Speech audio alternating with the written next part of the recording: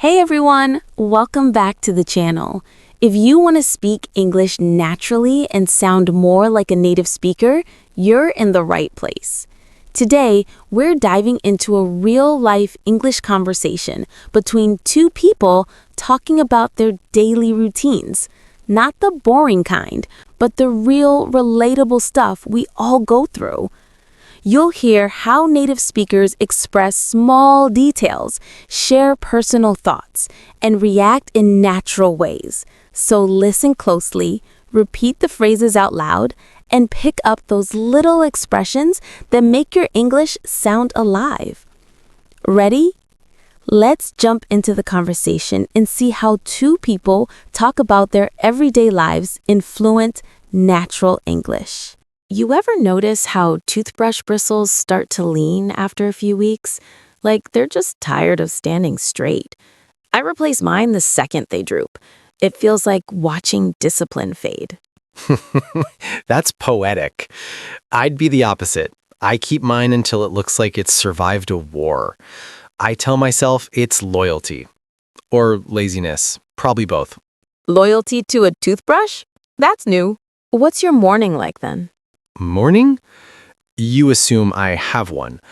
I usually wake up at noon. I sit on the edge of my bed for 10 minutes, staring at the laundry mountain, debating whether socks can count as a rug. Then I make coffee strong enough to taste like regret. I envy that. My day starts before sunrise. I walk into the hospital half asleep, fluorescent lights blinding me like an interrogation, but I like the quiet before the chaos. It feels like the world holds its breath before it screams. That's dark. You sound like someone who finds beauty in exhaustion. Maybe I do. There's something weirdly comforting about repetition. Checking vitals, adjusting IVs, smiling at people who look through you.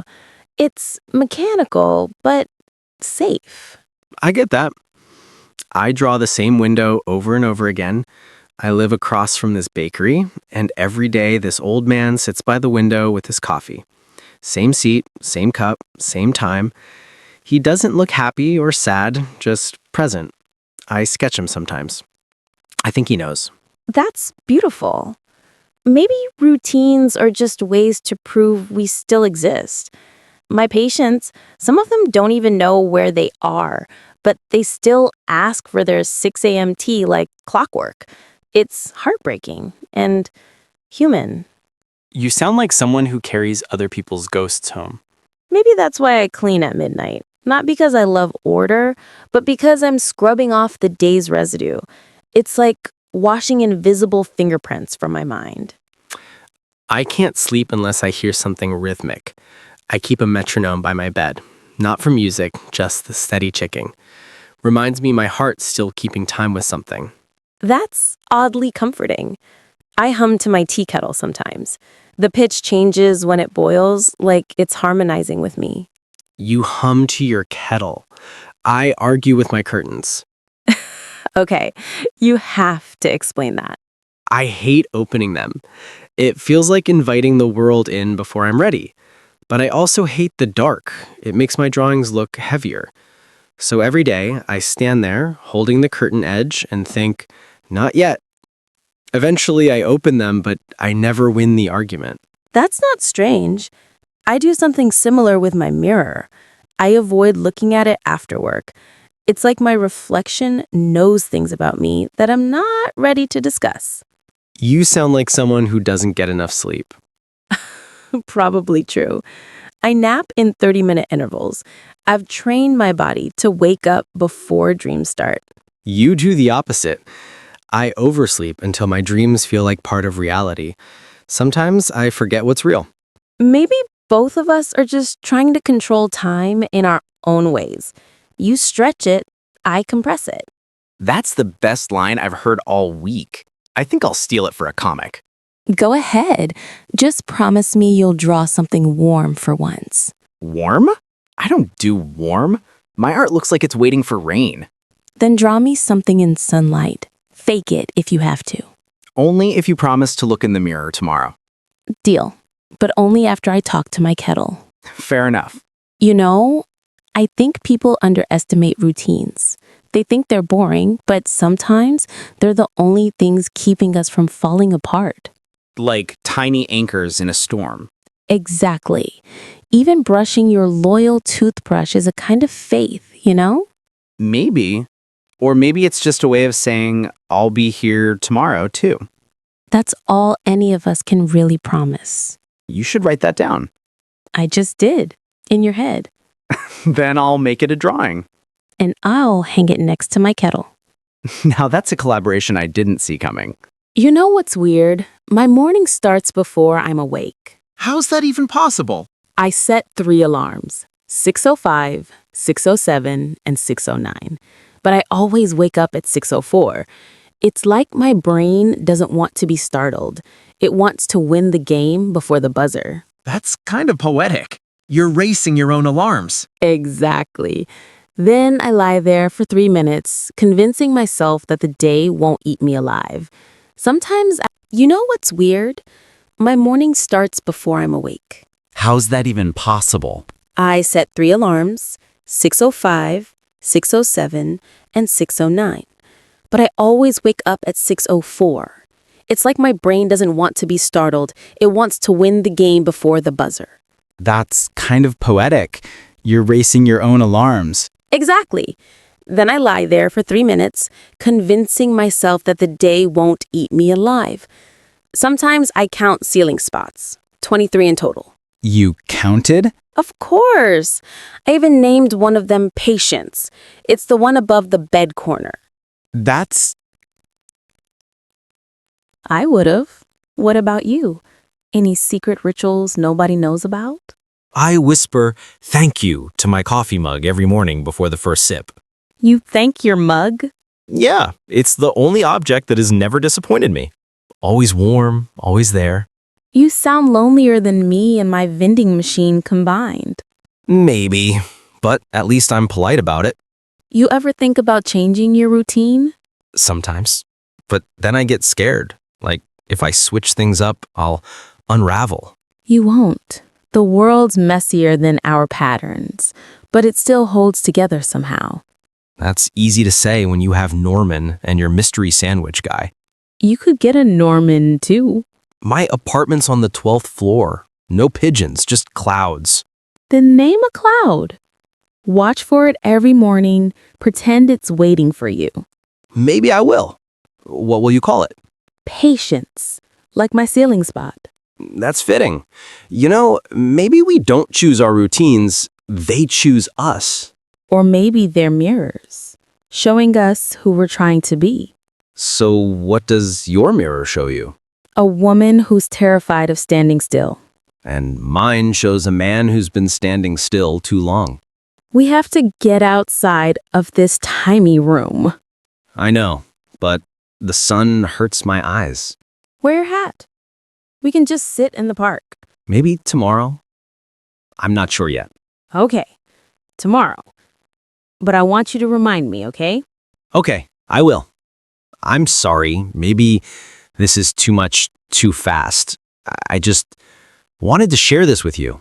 That's so nice of you. It's okay. I really appreciate it. I feel like I'm breaking some unspoken rule of how people interact these days. I like you breaking rules more than I would think I liked. That means a lot.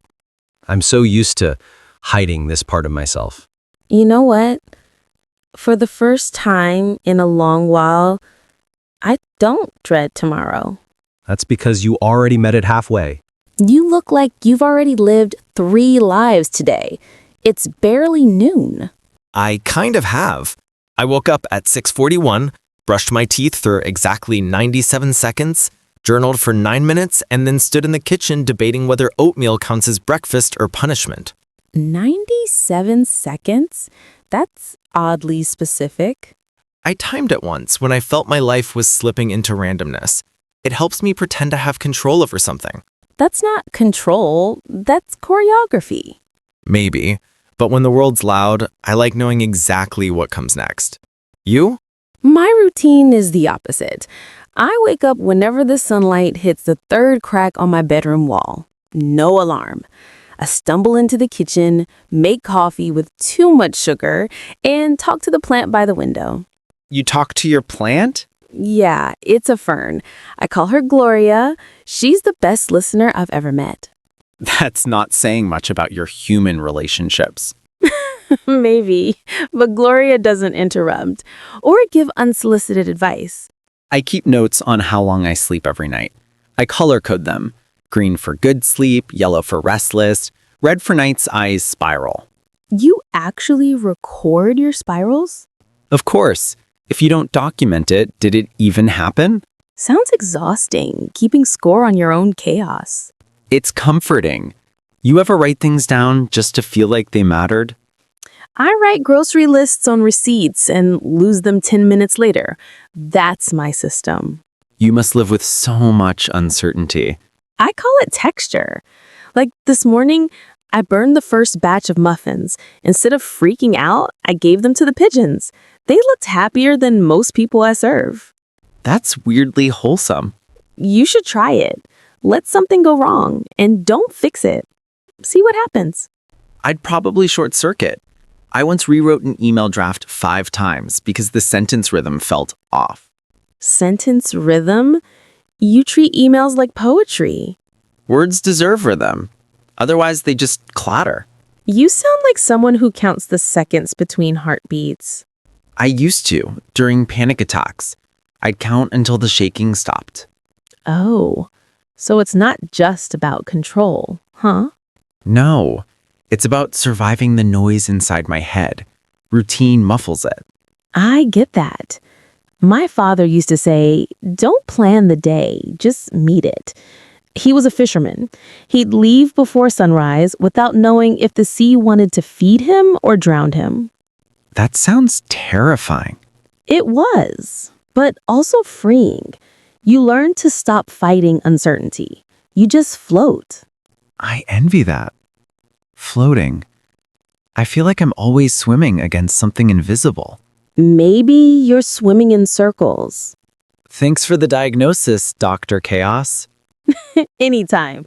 But seriously, what would happen if you woke up one morning and didn't follow your routine? The world would probably collapse. Or maybe it wouldn't. Maybe you'd discover something new. Like what? Like how your coffee tastes when you don't measure the sugar, or how the day feels when you don't rush to document it. That sounds reckless. So does being alive. You talk like someone who's made peace with the mess. I have to. I run a cafe. If I tried to control everything, the customers, the burnt toast, the espresso machine that sighs like a dying well, I'd go mad. But you love it. I can tell. I do. There's beauty in repetition when it's chosen, not forced. Maybe that's what I'm missing. Choice. My routines started as anchors. Now they feel like chains. Then cut one loose. Just one. Which one? The easiest one. Start small. Don't time your toothbrushing tomorrow. And risk uneven cleanliness? You're asking too much. Fine. Skip journaling. That's sacred. Then the oatmeal. I could switch to pancakes. That feels slightly rebellious. There you go. The rebellion starts with breakfast. You know, maybe you're right. I've been so focused on order that I forgot to listen for accidents. Accidents make good stories. My best one? I once spilled coffee on a customer's sketchbook. He was furious, but later came back and said the stain looked like wings. He framed it. That's poetic. Maybe we don't ruin things, we just alter their shape. Exactly. You can't choreograph everything. Sometimes life's best dance happens offbeat. That sounds like Gloria would say. She's wise beyond her leaves. Do you ever get lonely talking to plants and pigeons? Sometimes, but it's a quiet kind of loneliness. The good kind. It reminds me I'm alive. You? Mine's loud, like static. That's why I fill it with data, checklists, color codes. Silence scares me. Maybe it's not silence you fear. Maybe it's what it echoes back. Maybe. So, tomorrow, pancakes instead of oatmeal? Right. And maybe I won't record it. That's the spirit. But if it goes horribly wrong, I'm blaming you. Fair trade. Just promise you'll tell me about it over coffee. Only if Gloria joins us. She's shy in public, but I'll bring one of her leaves as moral support. You're absurd. And yet, you're smiling. Maybe chaos isn't so bad after all. Welcome to the mess, Speaker 2. It's where the real living happens.